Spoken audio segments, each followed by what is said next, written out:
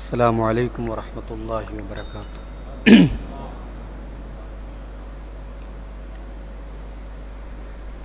الحمد للہ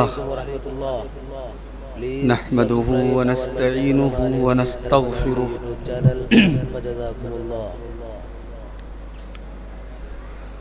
ونعوذ باللہ من شرور انفسنا ومن سیئات اعمالنا، من يهده الله فلا مضل له ومن يضلل فلا هادي له، وأشهد أن لا إله إلا الله وحده لا شريك له، وأشهد أن محمدا عبده ورسوله، يا أيها الذين آمنوا اتقوا الله حق تقاته ولا تموتن إلا وأنتم مسلمون، يا أيها الناس اتقوا ربكم الذي خلقكم من نفس واحدة وخلق منها زوجها وبث منهما رجالا كثيرا ونساء، واتقوا الله الذي تساءلون به والأرحام إن الله كان عليكم رقيبا،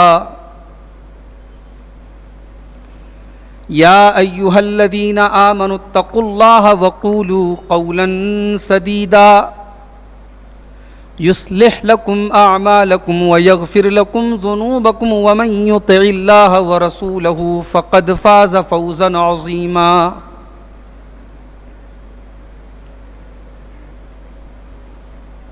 أما بعد فإن خير الحديث كتاب الله، وخير الهدي هدي محمد صلى الله عليه وسلم، وشر الأمور محدثاتها وكل محدثة بدعة وكل بدعة ضلالة وكل ضلالة في النار.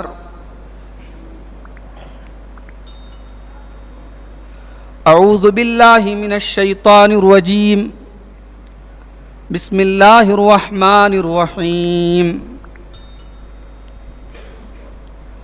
ما يفعل اللہ بعذابکم ان شکرتم وآمنتم وکان اللہ شاکرا علیما.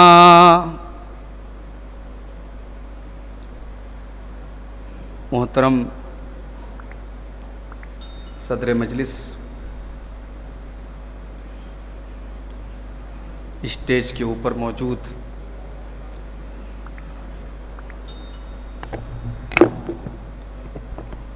قابل احترام علماء کرام، ذمہ داران جماعت، محترم بزرگوں، نوجوان ساتھیوں، پردہ نشین ماؤں اور بہنوں، پیارے بچوں، کرناٹک کی اس تاریخی بستی میں یہ میرے لیے خوش نصیبی کی بات ہے کہ آج آپ کے سامنے میں حاضر ہوں، اور ذمہ داروں نے آج کی یہ خوبصورت مجلس سجائی ہے. اللہ تعالی ہمارے ذمہ داروں کی اس کوشش کو قبول فرمائے،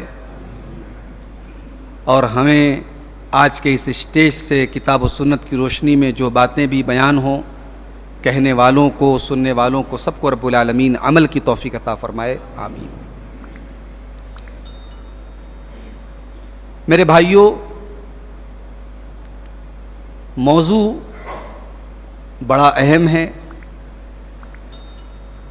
وقت اور حالات کی ضرورت ہے. موضوع ہے مسلمانوں کے موجودہ حالات، اسباب اور علاج. اب ظاہر ہے مسلمانوں کے موجودہ حالات کیسے ہیں، ہر عقل مند آدمی، ہر سوجھ بوجھ رکھنے والا آدمی محسوس کر سکتا ہے، سمجھ سکتا ہے کہ حالات اچھے نہیں ہیں، ہم پستی کے شکار ہیں، زوال سے دوچار ہیں، ہمارے تشخص اور ہماری پہچان پر خطرہ منڈلا رہا ہے، ہماری مساجد نشانے پر ہیں، ہمارے علماء نشانے پر ہیں، ہمارے ادارے زد پر ہیں، تو ظاہر حالات تو اچھے نہیں ہیں۔ اب دو سوال ہے کہ حالات ایسے کیوں ہیں اور پھر ان کا حل کیا ہے، ان کا سولوشن کیا ہے۔ قرآن کریم کی ایک آیت میں نے آپ کے سامنے پڑھی ہے، اس آیت میں اللہ تبارک و تعالیٰ نے ہم سے ایک سوال کیا ہے، اور اگر غور کرو تو اللہ تعالیٰ نے سوال کے اندر کئی سوالوں کا جواب بھی دے دیا ہے۔ بڑی پیاری آیت، ویسے تو پورا قرآن بہت پیارا ہے، مگر یہ آیت یہ اپنے اندر بہت بڑا پیغام رکھتی ہے۔ یہ آیت جو ہے سورہ نساء کی آیت ہے۔ اللہ نے فرمایا ما یفعل اللہ بعذابکم ان شکرتم وآمنتم وکان اللہ شاکرا علیما۔ اللہ اکبر۔ اللہ تبارک و تعالی تم کو عذاب دے کر کیا کرے گا؟ اے میرے بندو، ما یفعل اللہ بعذابکم، اللہ تبارک و تعالی تم کو عذاب میں کیوں ڈالے گا؟ کیوں تم پر عذاب ڈالے گا؟ کیوں تمہیں عذاب میں مبتلا کرے گا؟ ان شکرتم وآمنتم، اگر تم اللہ کے شکر گزار بندے بن جاؤ، اگر تم ایمان والے بن جاؤ، اگر تم مومن بن جاؤ۔ ما یفعل اللہ بعذابکم ان شکرتم وآمنتم، تو اللہ تبارک و تعالیٰ کیوں تم کو عذاب میں ڈالے گا؟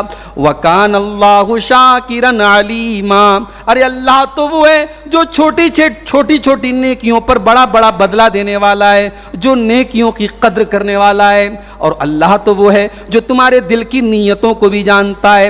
وہ اللہ اگر تم مومن بن جاؤ، تم شکر گزار بن جاؤ، تو تم کو عذاب میں کیوں ڈالے گا؟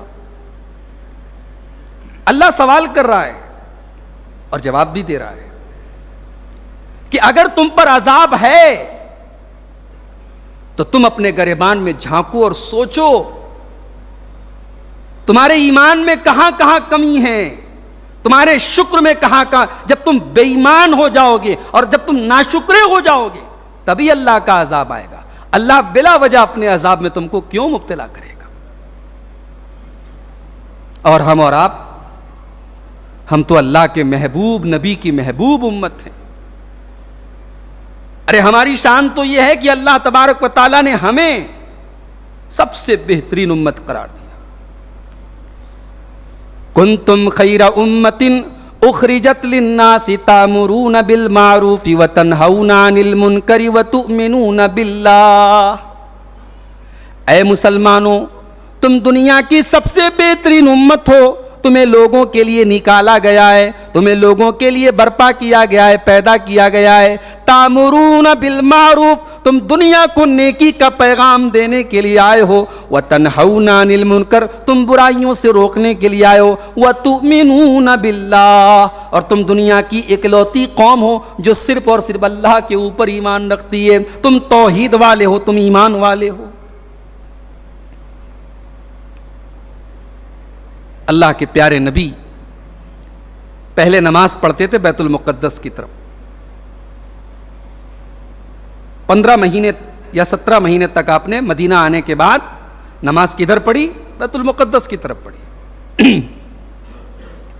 پھر اللہ کی طرف سے آرڈر آیا کہ اے نبی، آپ کا قبلہ بدلا جا رہا ہے، اب آپ کو نماز پڑھنا ہے کدھر؟ مسجد حرام کی طرف، خانہ کعبہ کی طرف۔ اب جب قبلہ بدل دیا گیا تو یہودیوں نے اعتراض کرنا شروع کر دیا ہے کہ صاحب ان کے دین کا تو کوئی ٹھکانہ نہیں ہے، کل کچھ اور قبلہ تھا، آج کچھ اور قبلہ ہے۔ تو اللہ نے کیا جواب دیا؟ وَكَذَلِكَ جَعَلْنَاكُمْ أُمَّةً وَسَطًا لِتَكُونُوا شُهَدَاءَ عَلَى النَّاسِ وَيَكُونَ الرَّسُولُ عَلَيْكُمْ شَهِيدًا۔ اے مسلمانوں، تم دنیا کی سب سے بہترین امت ہو، تمہارا قبلہ بھی دنیا کا سب سے بہترین قبلہ ہے۔ اللہ کا حکم ہے کہ تمہارا قبلہ خانہ کعبہ کو بنایا جائے، کیونکہ سب سے بہترین امت کا قبلہ بھی سب سے بہترین ہونا چاہیے۔ تو ہم تو سب سے بہترین امت ہے بھائی، ہم پریشان ہیں، ہم ذلیل ہیں، ہمیں مارا جا رہا ہے، ہم اپنی جان و مال کی فکر میں پریشان ہیں، کیوں ہیں؟ ایسا کیوں ہے؟ قرآن کریم جواب دیتا ہے، ان اللہ لا یغیر ما بقوم، سورہ رعد کی آیت نمبر 11 ہے، ان اللہ لا یغیر ما بقوم حتی یغیروا ما بانفسہم واذا اراد اللہ بقوم سوءا فلا مرد له وما لهم من دونہ من وال۔ اللہ تبارک و تعالی احوال نہیں بدلتا جب تک اعمال نہ بدلے جائیں۔ اگر احوال بدلے ہیں تو اس کا مطلب اعمال بدلے ہیں۔ اگر ہم نے اپنی حرکتوں کو نہ بدلا ہوتا، اپنے اعمال کو نہ بدلا ہوتا، تو اللہ نے احوال نہ بدلے ہوتے۔ عروج و زوال کا فیصلہ اللہ کرتا ہے، اور جب اللہ کسی قوم کے زوال کا فیصلہ کر دے، دنیا کی کوئی طاقت اس کو عروج پر نہیں پہنچا سکتی۔ وَإِذَا أَرَادَ اللَّهُ بِقَوْمٍ سُوءًا، جب اللہ تبارک و تعالیٰ کسی قوم کے زوال کا ارادہ کر لے، فَلَا مَرَدَّ لَهُ، تو اس قوم کی بربادی کو کوئی روکنے والا نہیں ہے، وَمَا لَهُم مِّن دُونِهِ مِن وَالٍ، اور اس کا اللہ کے سوا کوئی بچانے والا، کوئی حمایت کرنے والا نہیں ہے۔ تو امت کے اوپر جو حالات ہیں، ان حالات کی پیشین گوئی قرآن نے بھی کی ہے، اللہ کے پیارے نبی نے بھی کی ہے۔ ابو داؤد کی روایت ہے، حضرت ثوبان رضی اللہ تعالیٰ عنہ حدیث کے راوی ہیں، اللہ کے پیارے نبی فرماتے ہیں، یوشک الامم ان تداعى علیکم کما تداعى الاکلۃ الی قصاتها، قریب ہے وہ زمانہ جب دنیا کی ساری قومیں تم پر ٹوٹ پڑیں گی جس طریقے سے کھانے والے پیالے پر ٹوٹ پڑتے ہیں۔ تداعى کے معنی ہوتے ہیں باری باری سے ایک دوسرے کو دعوت دینا۔ مسلمان دسترخوان بن جائے گا کہ ایک لوگوں کی لائن ختم ہوئی، دوسرے لوگوں کی لائن شروع ہو گئی، انہیں لوٹنے کے لیے، انہیں نوچنے کے لیے، انہیں بھبوڑنے کے لیے لائن لگ جائے گی دنیا کے لوگوں کی، لوگ ایک دوسرے کو دعوت دیں گے۔ صحابہ نے پوچھا، امن قلت نحن یومئذ یا رسول اللہ، اے اللہ کے رسول کیا اس وقت ہماری تعداد کم ہوگی؟ فرمایا بل انتم یومئذ کثیر، تمہاری تعداد بہت ہوگی، ولکنکم غثاء کغثاء السیل، لیکن تم سیلاب کے پانی کے اوپر جو جھاگ ہوتا ہے تم اس جھاگ کی طرح ہو جاؤ گے۔ کبھی دیکھا ہے آپ نے پانی کے اوپر جو جھاگ ہوتا ہے؟ وہ جھاگ دیکھنے میں لگتا ہے بہت ہے، لیکن وہ پانی کا بلبلہ ہوتا ہے، ہاتھ لگاؤ ختم ہو جائے۔ اللہ کے پیارے نبی نے کتنی بہترین مثال دی کہ مسلمانوں تم پانی کے بلبلے کی طرح ہو جاؤ گے، تم جھاگ کی طرح ہو جاؤ گے۔ اللہ تبارک و تعالیٰ دشمنوں کے دلوں سے تمہاری ہیبت کو ختم کر دے گا، اور تمہارے دلوں میں اللہ تبارک و تعالیٰ کمزوری ڈال دے گا۔ صحابہ نے پوچھا کون سی کمزوری ڈال دے گا؟ آپ نے فرمایا حب الدنیا و کراہیت الموت، دنیا کی محبت تمہارے دلوں میں رچ بس جائے گی۔ ہم پوچھ رہے ہیں حالات کیوں خراب ہیں ہمارے؟ ارے کتنے مسلمان ہیں 24 گھنٹے میں ایک مرتبہ ان کی زبان سے اللہ کا نام نہیں نکلتا، ایک مرتبہ ان کی پیشانی اللہ کی بارگاہ میں نہیں جھکتی۔ ہم کہتے ہیں ہم پریشان کیوں؟ صبح اٹھتے ہیں تب سے لے کر رات میں بستر پہ جاتے ٹائم تک ہماری تگ و دو، ہماری جستجو، ہماری محنت، ہماری قد و کاوش کا مقصد کیا ہے؟ ہائے دنیا، ہائے دنیا۔ یہ کیا مومن کی پہچان ہے؟ نہیں، یہ تو مشرک کی پہچان ہے، یہ تو کافر کی پہچان ہے۔ اللہ نے فرمایا یعلمون ظاہرا من الحیات الدنیا وہم عن الآخرۃ ہم غافلون، یہ بے ایمان لوگوں کی پہچان ہے، یہ مشرکوں کی پہچان ہے۔ ان کے پاس دنیا کی تو بہت نالج ہے، دنیا کا تو بہت علم ہے، لیکن آخرت سے بالکل غافل ہیں۔ امام حسن بصری رحمۃ اللہ علیہ اس آیت کی تفسیر میں فرماتے ہیں واللہ بلغ احدہم بدنیاہ. امام حسن بصری کہتے ہیں کہ کچھ لوگ دنیا میں اتنے ماہر ہوتے ہیں کہ یقلب الدرہم علی ظفرہ فیخبرک بوزنہ، اپنی انگلی پر وہ درہم کو رکھ کر کے درہم کا وزن بتا دے گا. درہم کہتے ہیں چاندی کے سکے کو. اپنی انگلی کے ناخن پر وہ درہم کو رکھ کر کے بتا دے گا اس کا وزن کتنا ہے. وما یحسن ان یصلی رکعتین، لیکن 2 رکعت نماز اس سے کہو پڑھ لے تو 2 رکعت نماز صحیح سے نہیں پڑھ پائے گا. اس کو 2 رکعت نماز پڑھنا. دنیا کا اتنا ماہر ہے، اتنا ایکسپرٹ ہے کہ درہم کا وزن ناخن پہ رکھ کے بتا دیتا ہے، اور آخرت سے اتنا غافل ہے اور دین سے اتنا غافل ہے کہ وہ 2 رکعت نماز نہیں پڑھ سکتا. لگتا ہے کہ امام حسن بصری ہمارے دور کا نقشہ کھینچ رہے ہیں. ہمارا کیا حال ہے میرے بھائی؟ آج ایک انسان انجینئر ہے، ڈاکٹر ہے، لائر ہے، MBA کیا ہے، اس نے دنیا کی اعلیٰ ڈگریاں ہیں اس کے پاس. بڑی اچھی بات ہے بھائی. ہماری قوم کو لائرز کی ضرورت ہے، ڈاکٹرز کی ضرورت ہے، ہماری قوم کو سائنٹسٹ کی ضرورت ہے. مگر قبر میں آپ کو دین کی نالج آپ سے پہلے پوچھی جائے گی. آپ سے 3 سوال کیا جائے گا. من ربک، من نبیک، ما دینک. تیرا رب کون، تیرے نبی کون، تیرا دین کیا؟ یہ 3 سوالوں کا جواب آپ کو سائنس میں نہیں ملے گا. ان 3 سوالوں کا جواب میتھمیٹکس میں نہیں ملے گا. ان 3 سوالوں کا جواب MBA اور MBBS میں نہیں ملے گا. ان تینوں سوالوں کا جواب دین کے اندر ملے گا میرے بھائی، جس سے ہم دور ہیں. آج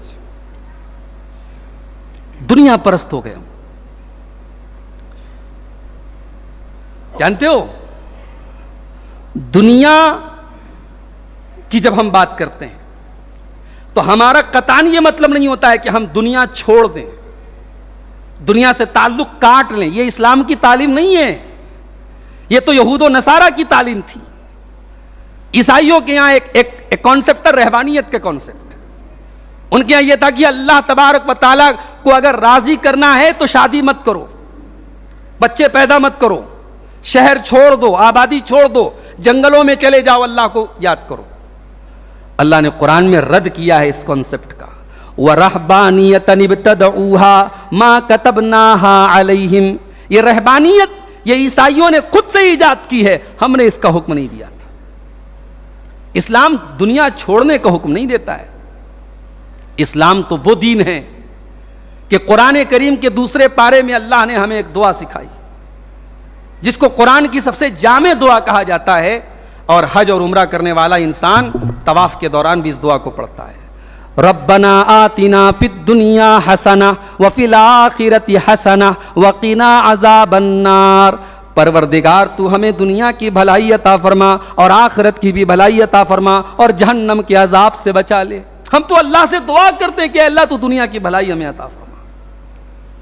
اسلام کی تعلیم یہ ہے وَابْتَغِ فِي مَا آتَاكَ اللَّهُ الدَّارَ الْآخِرَةَ وَلَا تَنْسَ نَصِيبَكَ مِنَ الدُّنْيَا. دنیا میں رہ کر کے آخرت کی تیاری کرو. یہ اسلام کی تعلیم.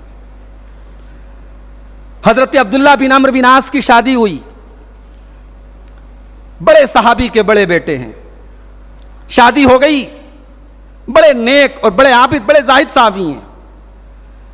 حضرت عمرو بن عاص نے اپنی بہو سے پوچھا شوہر کا کیا حال ہے؟ کہا کہ شوہر کا حال یہی ہے کہ دن میں روزہ رکھتے ہیں اور رات میں تہجد پڑھتے ہیں. انہیں بیوی سے انہیں فیملی سے کوئی مطلب نہیں ہے. حضرت عمرو بن عاص رضی اللہ تعالیٰ عنہ سمجھ گئے کہ میرا بیٹا شادی تو ہو گئی، بیوی کا حق نہیں ادا کر رہا، بیوی پر توجہ نہیں دے رہا، بیوی کو وقت نہیں دے رہا. حضرت عمرو بن عاص رضی اللہ تعالیٰ عنہ اللہ کے رسول کے پاس آئے. اے اللہ کے نبی، میرا بیٹا ایسا ایسا کر رہا ہے، آپ اس کو تھوڑا سمجھائیں، تھوڑا نصیحت کریں. اللہ کے پیارے حبیب صلی اللہ علیہ وسلم نے حضرت عبداللہ بن عمرو کو بلایا. کہا کہ اے عبداللہ، مجھے پتہ لگا ہے تم رات میں تہجد پڑھتے ہو، دن میں روزہ رکھتے ہو. کہا کہ ہاں اللہ کے نبی، صحیح بات ہے. اللہ کے پیارے نبی نے فرمایا اے عبداللہ، ان لزوجک علیک حقا وان لعینک علیک حقا وان لزورک علیک حقا وان لربک علیک حقا. کہا کہ اے عبداللہ تیری بیوی کا بھی تیرے اوپر حق ہے، تیرے شریر تیری باڈی کا بھی تیرے اوپر حق ہے، تیری آنکھوں کا بھی تیرے اوپر حق ہے، تیرے گھر میں کوئی مہمان آ جائے اس کا بھی تیرے اوپر حق ہے، اور تیرے رب کا بھی تیرے اوپر حق ہے۔ اے عبداللہ سب کو سب کا حق دو، روزہ بھی رکھو اور گیپ بھی دو، کنٹینیو روزہ مت رکھو، رات میں نماز بھی پڑھو اور آرام بھی کرو، اور میرے طریقے کو فالو کرو، میری سنت کو فالو کرو۔ دین یہ ہے میرے بھائی۔ صحابہ کرام میں سب غریب صحابہ نہیں تھے، ایک سے ایک پیسے والے صحابہ بھی تھے۔ حضرت عبد الرحمن ابن عوف رضی اللہ تعالیٰ عنہ کروڑ پتی صحابی تھے، اور جب مدینہ میں آئے تو زیرو تھے، زیرو۔ ہم کہتے ہیں نا ہندوستان میں آج ہمارے حالات خراب کیوں ہیں؟ اس لیے بھی خراب ہے کہ ہم نے بزنس اور کاروبار اور تجارت میں اپنے آپ کو پیچھے کر دیا، اور پیچھے کیا اپنی حرکتوں کی وجہ سے، ہم پیچھے ہوئے اپنی بے ایمانی کی وجہ سے، اپنے جھوٹ کی وجہ سے، اپنی مکاری کی وجہ سے۔ مسلمان بزنس میں آگے ہونا چاہیے، اور مسلمان کو یہ تعلیم دی گئی ہے کہ اگر کاروبار میں تو ایمانداری سے آگے بڑھے گا تو اللہ تیرے کاروبار میں برکت دے گا۔ اللہ کے پیارے نبی فرماتے ہیں البیعان بالخیار ما لم یتفرقا فإن صدقا وبینا بورک لہما فی بیعہما۔ اگر کاروبار کرنے والے سچ بولیں اور ایمانداری سے کام کریں تو اللہ ان کے کاروبار میں برکت دے گا۔ عبد الرحمن ابن عوف مدینہ آئے، سب کچھ چھوڑ چھاڑ کے آئے ہیں، زیرو ہیں۔ اللہ کے پیارے نبی نے مدینہ کے انصاریوں اور مکہ کے مہاجرین کے درمیان بھائی چارہ کرایا ہے۔ عبد الرحمن ابن عوف کا بھائی چارہ کرایا ہے سعد ابن ربیع کے ساتھ۔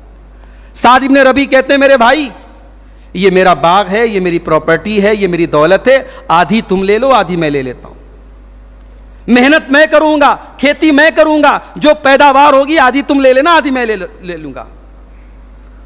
کہتے ہیں کہ فری کا مال کوئی نہیں چھوڑتا ہے، یہاں تو فری میں زمین مل رہی ہے، جائیداد مل رہی ہے، کھیتی باڑی مل رہی ہے، سب کچھ فری میں مل رہا ہے۔ مگر وہ صحابہ تھے، وہ ایمان والے تھے، وہ غیرت مند تھے، وہ خوددار تھے، ان کے اندر عزت نفس تھی۔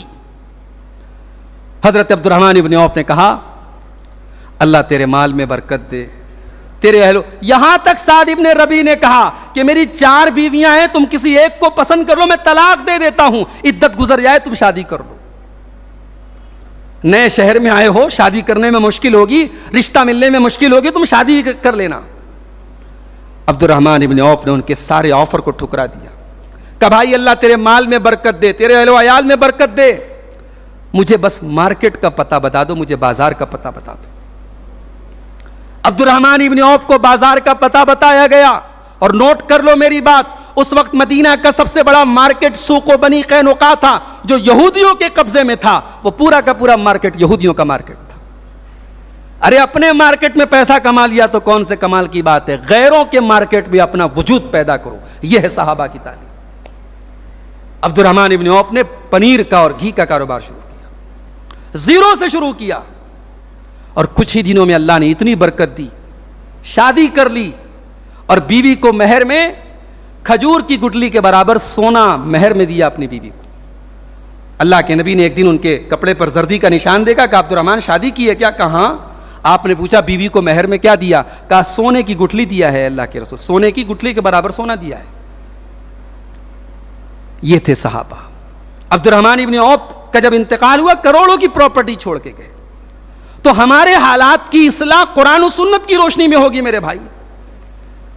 آج ہمارے ہندوستان میں یا پوری دنیا میں ہماری ذلت و خواری کیوں ہے؟ ہم اس کے اسباب پر غور کریں۔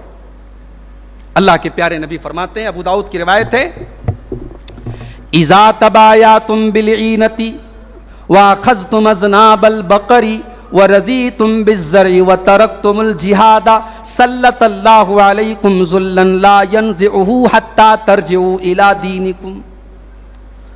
جب نبی کی حدیث پڑھی جائے تو بڑے غور سے سنا کرو، یہ الفاظ اللہ کے رسول کے۔ اللہ کے پیارے نبی فرماتے ہیں اذا تبایعتم بالعینۃ، جب مسلمانوں تم کاروبار میں چوری کرنے لگو گے، بے ایمانی کرنے لگو گے، وَأَخَذْتُمْ أَذْنَابَ الْبَقَرِ، اور تم گائے کی دم کو پکڑ کر کے بیٹھ جاؤ گے۔ اس زمانے میں مویشیوں کا کاروبار ہوتا تھا، گائے بیل بکری ان کا کاروبار ہوتا تھا۔ آج آپ جس چیز کا کاروبار کرتے اس کو یہاں پہ سیٹ کر لیں، گائے کی دم پکڑ کے بیٹھ جاؤ گے, اپنے کاروبار کی کیپٹل اور اپنے کاروبار کی پونجی پکڑ کر کے بیٹھ جاؤ گے. وَرَضِيتُمْ بِالزَّرْعِ, اور کھیتی باڑی پر تم راضی ہو جاؤ گے, مطمئن ہو جاؤ گے, سیٹسفائیڈ ہو جاؤ گے, تمہیں آخرت کی کوئی چنتا کوئی فکر نہیں ہوگی. وَتَرَكْتُمُ الْجِهَادَ, اور اللہ کی راہ میں قربانی کا جذبہ تمہارے دلوں سے نکل جائے گا. جب یہ حالات آ جائیں گے, سلط اللہ علیکم ذلہ, اللہ تبارک و تعالی تم کو ذلیل کر دے گا, تم کو رسوا کر دے گا. حتی ترجعوا الی دینکم, اور جب تک تم اللہ کے دین کی طرف رجوع نہیں کرو گے تب تک تمہارے حالات صحیح نہیں ہوں گے. تو حالات صحیح کرنا ہے تو دین کی طرف لوٹنا پڑے گا.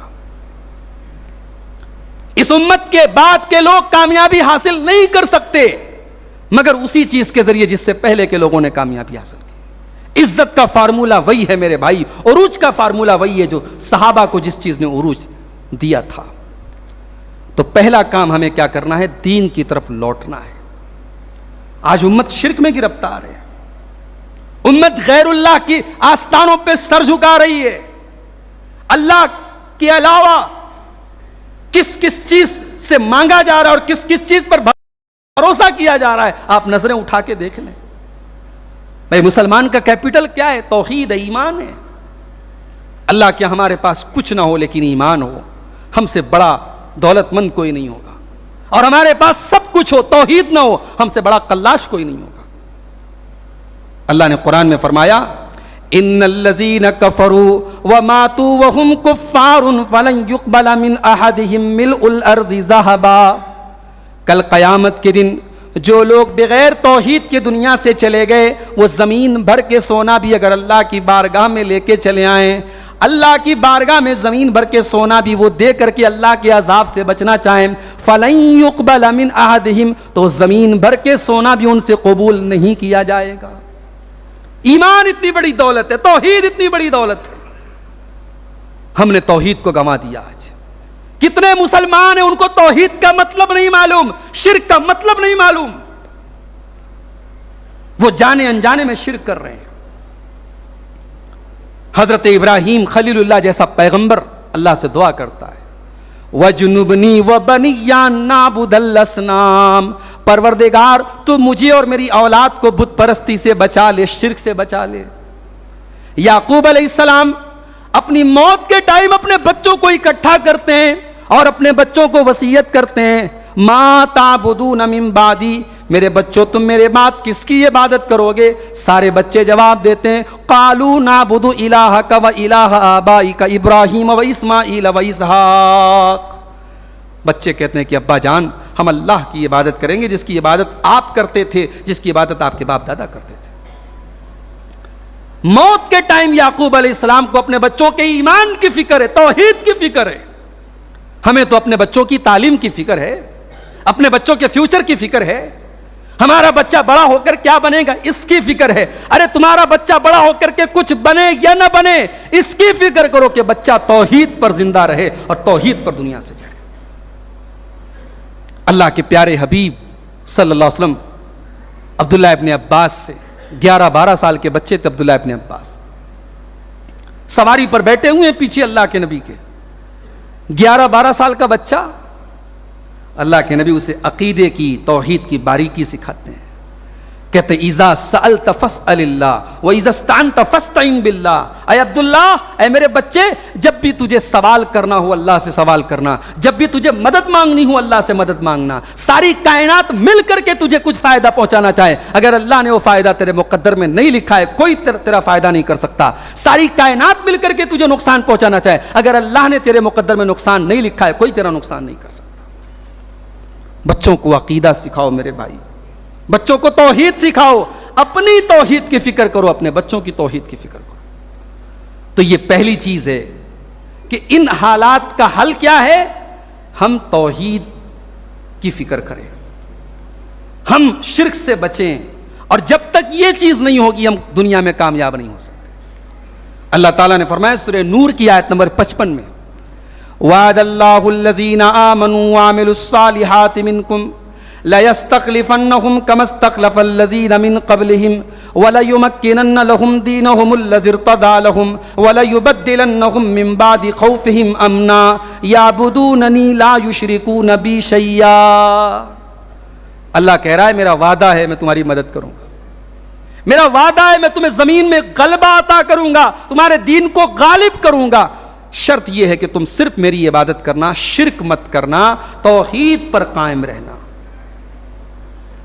دوسری چیز، حالات کی اصلاح اگر ہم کرنا چاہتے ہیں ہمیں اپنی صفوں میں اتحاد پیدا کرنا پڑے گا. یہ جو ہم کہیں مسلک کے نام پر، کہیں ذات پات کے نام پر ہم بٹے ہوئے ہیں اور اتنی نفرت ہے کہ ایک مسلک کا مسلمان دوسرے مسلک کے مسلمان سے سلام کرنے کو حرام سمجھتا ہے، ایک مسلک کا مسلمان دوسرے مسلک کے مسلمان کو اپنی مسجد میں داخلے کی اجازت نہیں دیتا ہے. اتنی نفرت کیوں ہے میرے بھائی؟ یہ اختلاف، یہ انتشار، یہ آپس کے جھگڑے، یہ بھی اللہ کا عذاب ہے. اللہ نے فرمایا سورہ انعام کے اندر قل هو القادر على ان يبعث عليكم عذابا من فوقكم او من تحت ارجلكم او يلبسكم شيعا. اللہ نے فرمایا کہ اللہ کا عذاب تین طریقے سے آتا ہے، اوپر سے آتا ہے، نیچے سے آتا ہے اور آپس میں اختلاف کی شکل میں آتا ہے. اوپر سے آتا ہے کبھی خطرناک بارش کی شکل میں، کبھی آسمانی بجلی کی شکل میں، کبھی سونامی لہروں کی شکل میں، کبھی زلزلے کی شکل میں، اور کبھی آپس کے اختلاف کے ذریعے اللہ کا عذاب آتا ہے. آج امت کا اختلاف امت کو دیمک کی طرح چاٹ رہا ہے میرے بھائی. یہاں تک کہ وہ مسائل جو پوری امت کے مسائل ہیں، پوری ملت کے مسائل ہیں، ان مسائل میں بھی آج امت ایک نہیں ہے. آج امت کو اتحاد کا سبق حاصل کرنے کی ضرورت ہے میرے پیارے ساتھی.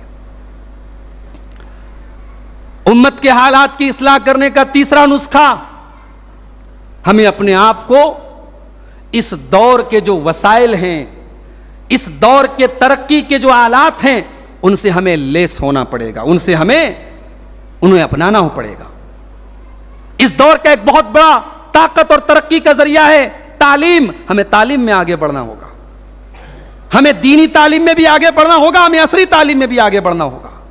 اللہ کے پیارے نبی صلی اللہ علیہ وسلم فرماتے ہیں المؤمن القوی خیر واحب الی اللہ من المؤمن الضعیف. اللہ کے نزدیک طاقتور مومن کمزور مومن سے زیادہ محبوب ہے. وفی کل خیر، کمزور مومن کے اندر بھی بھلائی ہے لیکن طاقتور مومن اللہ کو پسند ہے.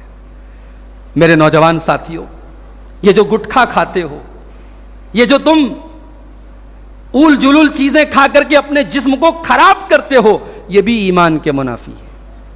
اپنے شریر اور اپنے جسم کو مضبوط بناؤ تاکہ اس جسم کے ذریعے مظلوم کی مدد کرو اور ظالم سے نپٹ سکو. اپنے جسم کو مضبوط بناؤ، جسمانی اعتبار سے طاقتور بنو، ایمانی اعتبار سے بھی طاقتور بنو اور جسمانی اعتبار سے بھی طاقتور بنو. اللہ کو طاقتور مومن زیادہ پسند ہے. اللہ نے قرآن میں فرمایا وَأَعِدُّوا لَهُم مَّا اسْتَطَعْتُم مِّن قُوَّةٍ وَمِن رِّبَاطِ الْخَيْلِ.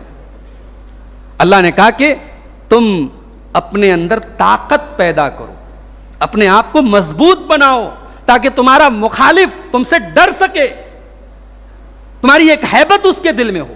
وہ ہیبت کیسے پیدا ہوگی؟ اس دور کے جو آلات و وسائل ہیں ہمیں ان کو اختیار کرنا پڑے گا. ہم اگر اپنے دور سے 50 سال پیچھے کی زندگی گزاریں گے ہم اس دور کے تقاضوں سے نہیں لڑ سکتے میرے بھائی. اللہ کے نبی کی سیرت میں ہمیں یہ چیز بھی ملتی ہے. اللہ کے رسول کی زندگی میں ایک غزوہ لڑا گیا، غزوہ خندق. میں اپنے نوجوانوں سے اپیل کروں گا کبھی غزوہ خندق کی ڈیٹیل نکال کے پڑھنا. یہ وہ غزوہ ہے جس میں مسلمانوں کو مدینہ کو چاروں طرف سے گھیر لیا گیا تھا. چھوٹی سی مسلمانوں کی آبادی اور مکہ کے کافروں نے آس پاس کے تمام قبائل کے ساتھ مل کر کے مدینہ پر دھاوا بول دیا تھا. مدینہ کو بچانا بہت بڑا مسئلہ تھا، بہت بڑا چیلنج تھا. اللہ کے پیارے نبی نے اپنے صحابہ کے ساتھ میٹنگ کی کہ ان حالات سے نپٹنے کے لیے کیا اسٹریٹجی اپنائی جائے، کیا طریقہ اپنایا جائے. تو حضرت سلمان فارسی رضی اللہ تعالیٰ عنہ نے رائے دی تھی کہ ایسے حالات میں ہمارے ایران میں یہ کام کرتے ہیں کہ ہم لوگ خندق کھود دیتے ہیں، لمبی گہری کھائی کھود دیتے ہیں تاکہ دشمن ڈائریکٹ ہم پر حملہ نہ کر سکے. چنانچہ صحابہ کرام نے بڑی محنت کر کے اور خود اللہ کے نبی نے ساتھ میں پتھر اٹھائے اور کھدائی میں حصہ لیا اور بڑی گہری اور لمبی کھندق کھودی گئی اور مسلمانوں نے اپنا ڈیفنس کیا. تو جدید جو دور ہیں اس کے جو آلات و وسائل ہیں ان کی جانکاری ہمیں ہونی چاہیے. اسی طریقے سے ہمارے حالات کی اصلاح تب ممکن ہوگی جب ہم دین میں پورے کے پورے داخل ہوں. ہم دین میں منمانی نہیں کریں گے. دین کا جو مسئلہ ہمیں آسان لگے وہ لے لیں اور دین کا جو مسئلہ مشکل لگے ہم اسے چھوڑ دیں. بھائی یہ یہودیوں کا طریقہ ہے, یہ بنی اسرائیل کا طریقہ ہے, یہ مسلمان کا طریقہ تو نہیں ہے. افتؤمنون ببعض الکتاب وتکفرون ببعض, اے یہودیو تم اللہ کی کتاب کے بعض حصے پر ایمان رکھتے ہو اور بعض کو تم چھوڑ دیتے ہو. فما جزاء من يفعل ذلك منكم الا خزي في الحیات الدنیا, جو ایسا کرے گا وہ دنیا میں ذلیل ہوگا.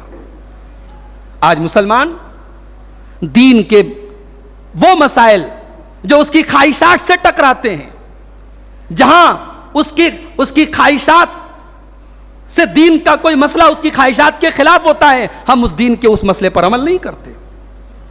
دین اپنی خواہشات پر چلنے کا نام نہیں ہے میرے بھائی, دین اللہ کی اور اس کے رسول کی مرضی پر چلنے کا نام ہے. یا ایھا الذین آمنوا ادخلوا فی السلم کافہ, اے ایمان والو تم اللہ کے دین میں پورے کے پورے داخل ہو جاؤ. تو دین میں منمانی مت کیجیے. اللہ نے قرآن میں کہا کچھ ایسے لوگ ہیں جو دین پر اپنی سہولت کے حساب سے عمل کرتے ہیں. دین میں فائدہ ہے تو دین پر عمل کریں گے, اگر دین میں فائدہ نظر نہیں آ رہا ہے تو دین کو چھوڑ دیں گے. اللہ نے کہا ایسے لوگ نقصان اٹھانے والے ہیں.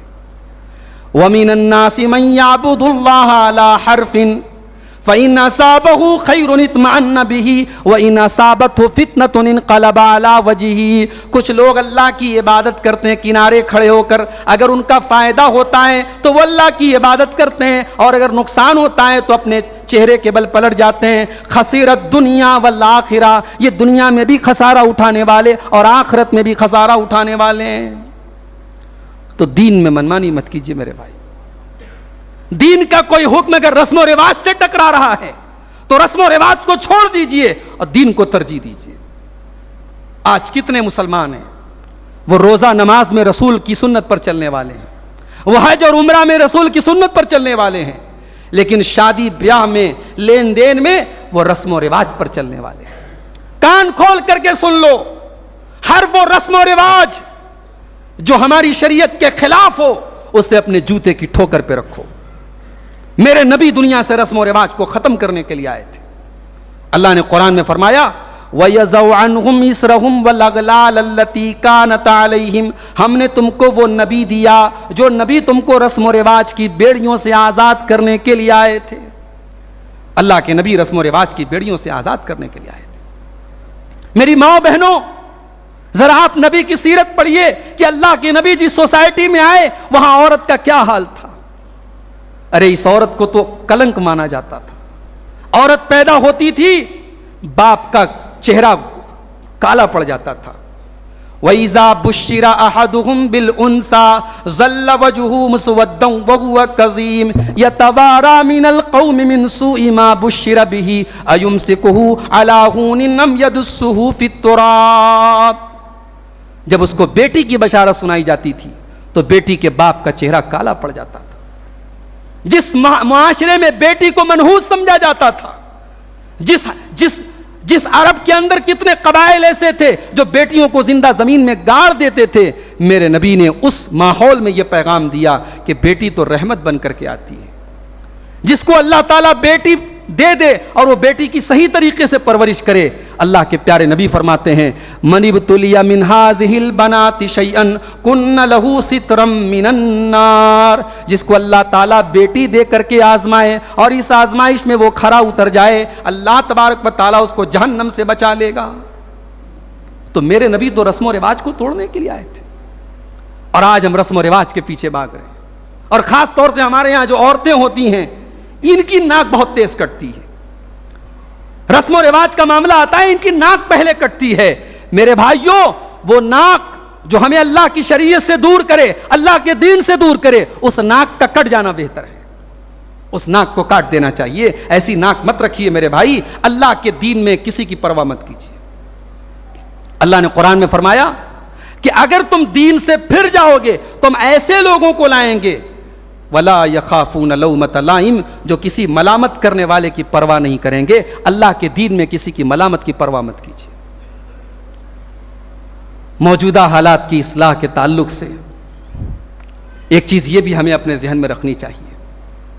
علامہ اقبال کا ایک شعر ہے, وہ زمانے میں معزز تھے مسلمان ہو کر اور ہم خار ہوئے تاریک قرآن ہو کر. ہمارے شیخ عبدالوہاب جامعی صاحب آپ کے علاقے کی بڑی بزرگ ہستی ہیں, بڑی معتبر شخصیت ہیں. اگر یہ مجھے, میرے بزرگ ہیں, میرے قائد ہیں, اگر یہ مجھے کوئی پیغام دیں, مجھے کوئی میسج بھیجے موبائل پر اور میرا موبائل آن ہو رہا ہے, میرا واٹس ایپ آن ہو رہا ہے اور میں ان کا میسج نہ پڑھوں, یہ ناراض ہوں گے کہ نہیں ہوں گے کہ صاحب میرا میسج تو نہیں دیکھ رہا؟ قرآن کریم اللہ کا آخری پیغام جو اللہ نے ہمیں دیا, جو اللہ نے ہمیں دیا اور اس لیے دیا کہ ہم اسے پہنچائیں دنیا والوں تک. آج اس قرآن سے ہم دور ہیں. دن رات موبائل چلانے والوں مجھے بتاؤ کتنی مرتبہ آپ دن بھر میں قرآن کھولتے ہیں؟ اپنے دل پر ہاتھ رکھ کر کے بتاؤ آخری بار آپ نے قرآن کو کب کھولا تھا؟ واٹس ایپ کے میسج چیک کرنے کے لیے تو ہم سے کم 50 بار موبائل نکالتے ہیں. ابھی ہم لوگ راستے میں آ رہے تھے, ہمارے ایک بھائی نے کہا مولوی صاحب تھوڑا موبائل پر بھی بولیے. کیا بولے بھائی موبائل پر؟ موبائل کے بارے میں بس اتنا سمجھ لیجئے کہ موبائل نے بہت سارے گناہوں کو ہمارے لیے آسان کر دیا ہے.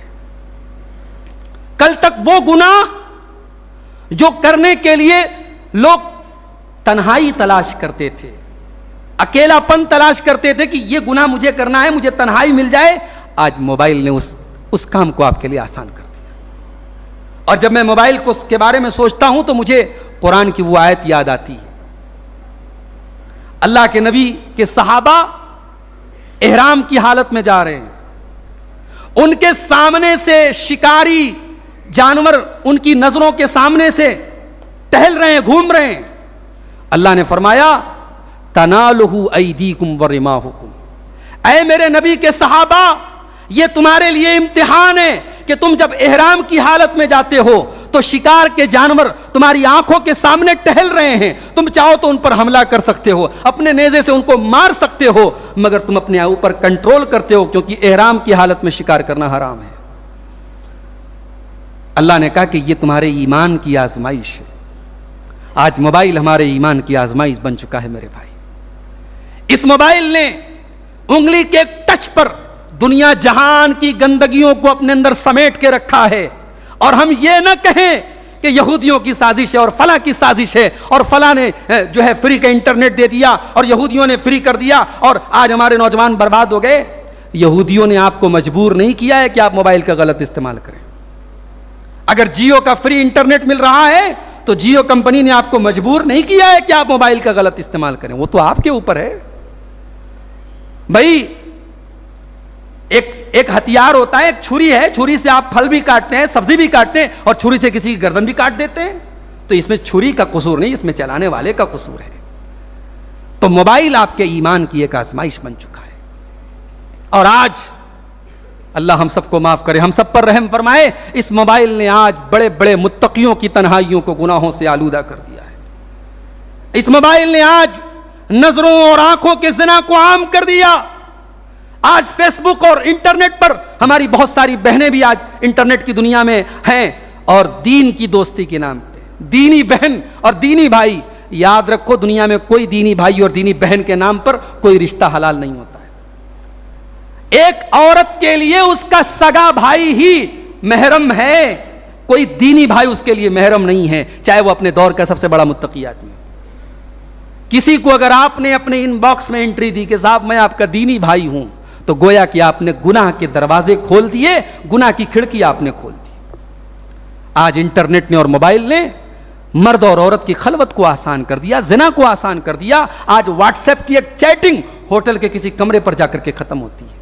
آج فیس بک کا پیدا کیا ہوا تعلق زنا پر جا کر کے ختم ہوتا ہے. میرے بھائیوں, اس آزمائش سے اپنے آپ کو بچائیے. اس موقع پر مجھے اللہ کے رسول کی ایک حدیث یاد آتی ہے. اللہ کے پیارے نبی کی یہ حدیث ہم سب کے لیے بہت ہی خطرناک پیغام اس کے اندر چھپا ہوا ہے. اللہ کے پیارے نبی فرماتے ہیں لَأَعْلَمَنَّ أَقْوَامًا مِّنْ أُمَّتِي يَأْتُونَ يَوْمَ الْقِيَامَةِ بِحَسَنَاتٍ أَمْثَالَ جِبَالِ تِحَامَةَ بِيضًا. میری امت کے کچھ لوگ قیامت کے دن آئیں گے پہاڑوں کے برابر نیکیاں لے کر کے، لیکن اللہ تبارک و تعالی ان کی نیکیوں کو ہوا کی طرح اڑا دے گا.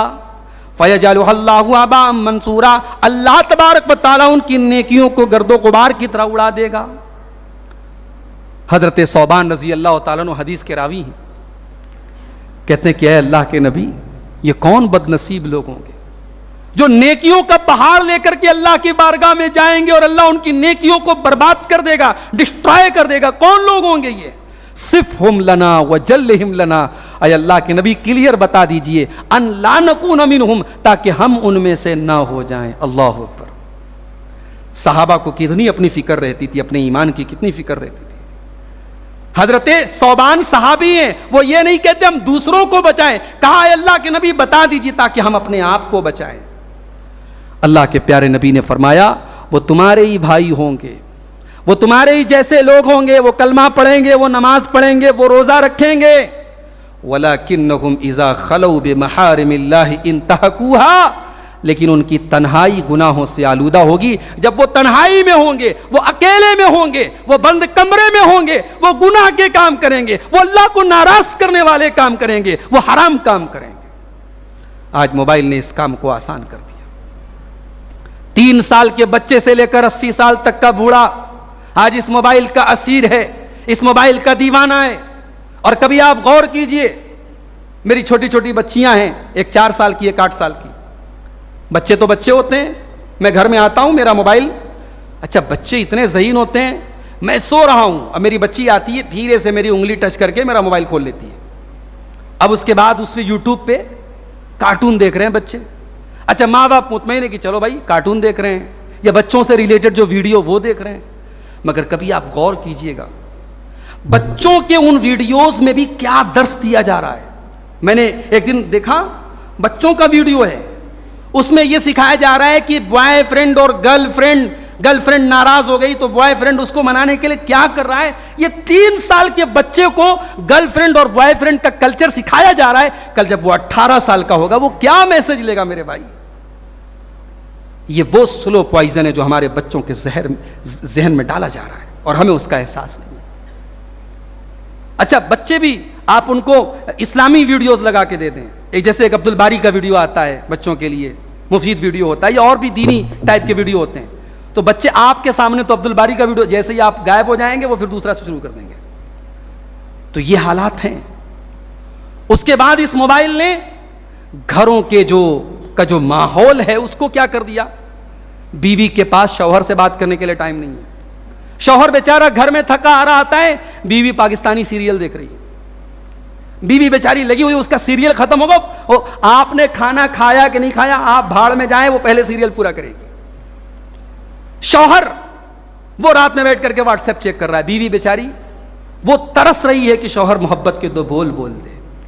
بچے اپنے ماں باپ کی محبت آج موبائل کے ذریعے ڈھونڈ رہے ہیں. مجھے عربی کا ایک شعر یاد آتا ہے، عربی کا ایک شاعر کہتا ہے لیس الیتیم من انتہا ابواہ من ہم الحیات وخلفاہ ذلیلا. یتیم وہ نہیں ہے جس کے ماں باپ اسے چھوڑ کے چلے جائیں.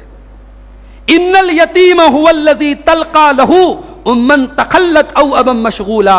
ارے یتیم تو وہ ہے جس کی ماں کے پاس اس کے لیے ٹائم نہیں ہے اور جس کا باپ اتنا بزی ہے کہ بچوں کو ٹائم نہیں دے پاتا ہے.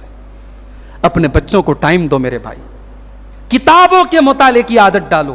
جب ماں باپ اپنے بچے کے سامنے کتابیں پڑھیں گے بچہ سیکھے گا کہ مجھے موبائل کے علاوہ بھی کوئی دنیا ہے، مجھے کتابیں بھی پڑھنا چاہیے. تو موبائل نے آج بچوں کی تربیت پر بھی اثر ڈالا ہے. تو اس موبائل کے استعمال میں آپ احتیاط سے کام لیں. سوشل میڈیا کا استعمال آپ کرتے ہیں، استعمال کریں، مگر آپ سوشل میڈیا کو اپنی نیکیوں کی بربادی کا ذریعہ نہ بنائیں. آج واٹس ایپ پر میسج آتا ہے کہ صاحب اللہ کے رسول نے فرمایا اور حدیث لکھی ہے، نیچے بخاری شریف کا حوالہ بھی لکھا ہے. آپ کو لگا یار بات تو بڑی اچھی ہے، بخاری شریف کا حوالہ بھی موجود ہے، آپ نے فٹافٹ اپنے دوستوں کو شیئر کر دیا. نہیں، آپ کو اپنے علاقے کے علماء کا موبائل نمبر بھی اپنے پاس رکھنا چاہیے، اپنے مسجد کے امام سے بھی کانٹیکٹ رکھنا چاہیے. آپ کے پاس کوئی حدیث آئی تو آپ امام صاحب سے پوچھئے کہ وہ حدیث ہے بھی کہ نہیں ہے.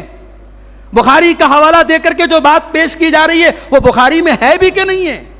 کتنی فرضی باتیں، کتنی موضوع روایتیں آج بخاری کے حوالے سے پیش کی جا رہی ہیں. اور یہ بات یاد رکھیے، اگر آپ نے کسی غلط بات کو اللہ کے نبی کی طرف منسوب کیا، جو بات نبی نے بیان نہیں کی ہے، اور آپ نے اسے حدیث کے طور پر بیان کیا اور فارورڈ کیا، تو آپ بھی اللہ کے نبی پر جھوٹ باندھنے والوں میں شامل ہو جائیں گے. اور اللہ کے نبی کی بڑی سخت وعید ہے کہ جو میرے اوپر جان بوجھ کر کے جھوٹ باندھے گا وہ اپنا ٹھکانہ جہنم میں بنا لے. اسی طریقے سے میرے بھائیوں، موجودہ حالات کی اصلاح کے تعلق سے ایک بڑی اہم چیز یہ بھی ہے کہ ہم اپنے دلوں کی اصلاح کریں. میری ماں بہنوں، اپنے کپڑوں اور اپنے چہرے اور اپنے اسکن کی جتنی تم فکر کرتی ہو اس سے کہیں زیادہ فکر اپنے دل کی کرو.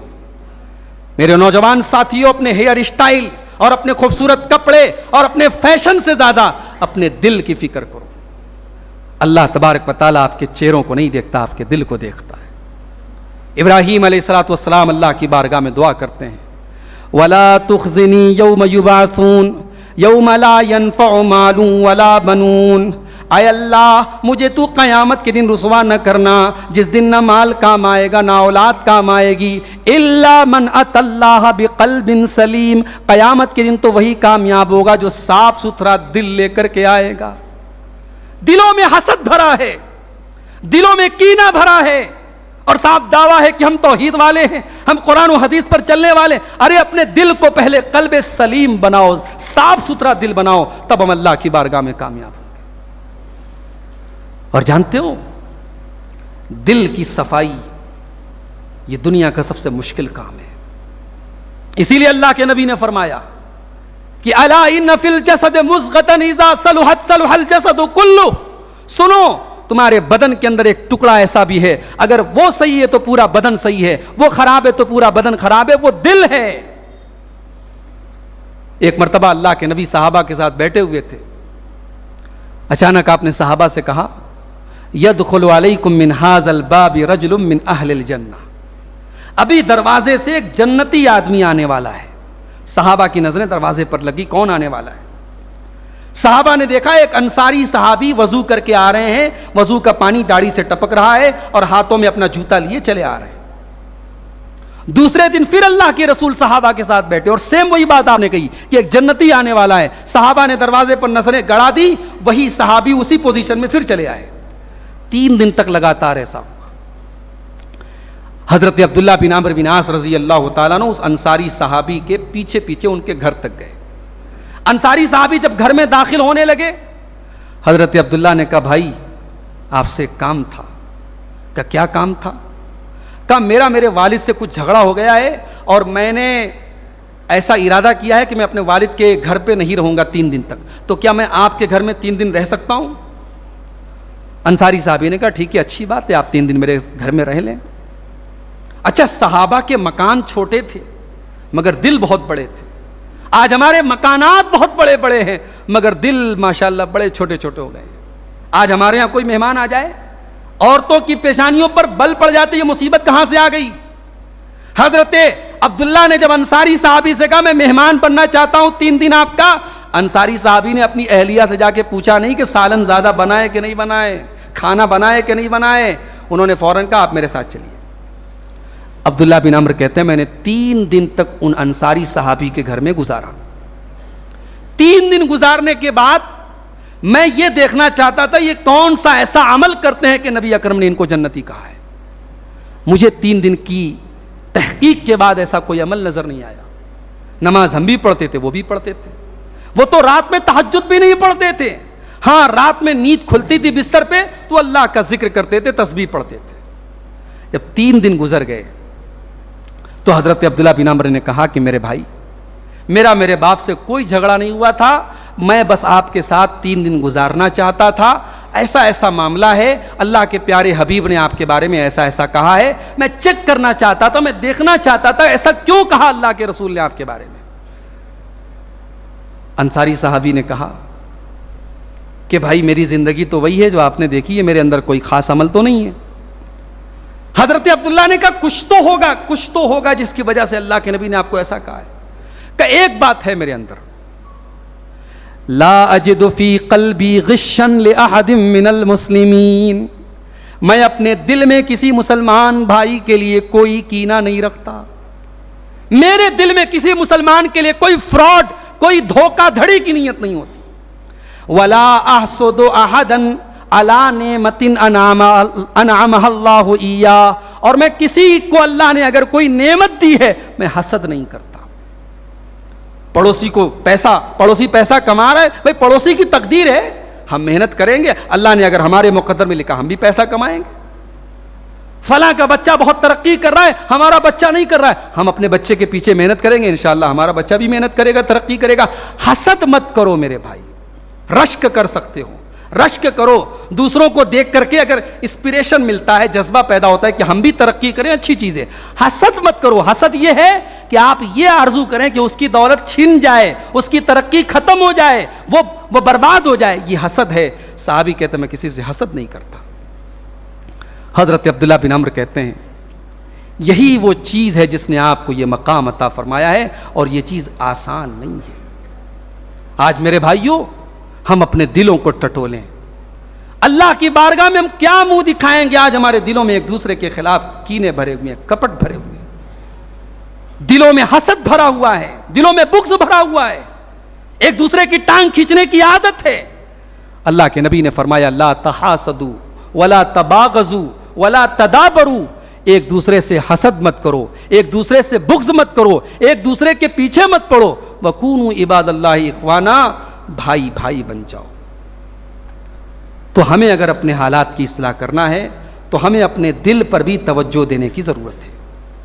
اور ایک آخری چیز اس کو بیان کر کے بات ختم کرتا ہوں کہ آج چاہے وہ ملک کے حالات ہوں, چاہے پوری دنیا کے حالات ہوں, ہماری ذلت و خواری کا ایک بہت بڑا سبب یہ ہے کہ ہماری زندگیوں میں فکر آخرت نہیں ہے.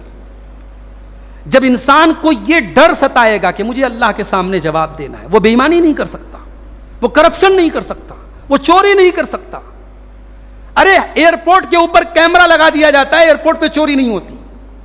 مسجدوں کے اندر کیمرہ لگ جاتا ہے, مسجدوں میں چوری نہیں ہوتی. یہ کیمرے کیوں لگتے ہیں؟ سیکیورٹی کے پرپس سے. یہ کیمرے تو انسان کے بنائے ہوئے کیمرے ہیں, یہ کیمرے تو خراب بھی ہو سکتے ہیں, ان کیمروں کو خراب کیا بھی جا سکتا ہے. اللہ کے کیمرے کا ڈر, اللہ کی نظر کا ڈر, اللہ کی پکڑ کا ڈر اگر ہمارے اندر پیدا ہو جائے میرے بھائی, انشاءاللہ ہمارے حالات صحیح ہو جائیں گے. اللہ کا کیمرہ کیسا ہے؟ اللہ کا کیمرہ ایسا ہے کہ 24/7 آن ہے. اللہ کا کیمرہ کبھی آف نہیں ہوتا ہے. اللہ کا کیمرہ کیسا ہے؟ یعلم خائنۃ الاعین وما تخفی الصدور, وہ اللہ تمہاری آنکھوں کی چوری کو بھی جانتا ہے, وہ تمہارے دلوں کے راز کو بھی جانتا ہے. اللہ کا کیمرہ تو ایسا ہے وَإِنَّ عَلَيْكُمْ لَحَافِظِينَ كِرَامًا كَاتِبِينَ يَعْلَمُونَ مَا تَفْعَلُونَ. کرامن کاتبین کو ہم نے مقرر کر دیا ہے, وہ تمہاری ایک ایک ایکٹیویٹی کو لکھ رہے ہیں. صرف ایکٹیویٹی کو نہیں لکھ رہے ہیں, ہماری زبان سے جو الفاظ نکلتے ہیں وہ سب ریکارڈ ہو رہا ہے. ما یلفظ من قول الا لدیہ رقیب عتید. میرے بندے تیری زبان سے جو الفاظ نکل رہے ہیں وہ سب نوٹ ہو رہا ہے, سب ریکارڈ ہو رہا ہے. تو جب یہ ڈر ہوگا کہ اللہ کی بارگاہ میں پیش ہونا ہے, اللہ کو حساب دینا ہے, رات کے اندھیروں میں ہم نے جو گناہ کیا ہے وہ بھی اللہ دیکھ رہا ہے, دن کے اجالے میں جو گناہ کیا وہ بھی اللہ دیکھ رہا ہے. جانتے ہو دنیا میں سب سے خطرناک ترازو جو ہوتا ہے وہ سونار کا ترازو ہوتا ہے. کبھی سونار کے آپ جائیں, عورتوں کے ناک کی نتھیا بھی سونار کے ترازو پہ رکھ دے تو وہ بتا دے گی کتنے ملی گرام کی آپ کی وہ ناک کی نتھیا ہے. دنیا کا سب سے خطرناک ترازو سونار کا ترازو ہوتا ہے, جو ایک معمولی سی ناک کی نتھیا کا وزن بھی بتا دیتا ہے.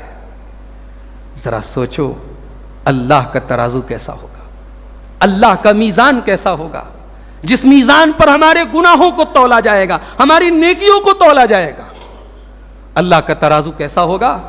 اللہ نے قرآن کے 18ویں پارے میں فرمایا وَنَزَعُ الْمَوَازِينَ الْقِسْطَ لِيَوْمِ الْقِيَامَةِ فَلَا تُظْلَمُ نَفْسٌ شَيْئًا وَإِنْ كَانَ مِثْقَالَ حَبَّةٍ مِّنْ خَرْدَلٍ أَتَيْنَا بِهَا وَكَفَى بِنَا حَاسِبِينَ.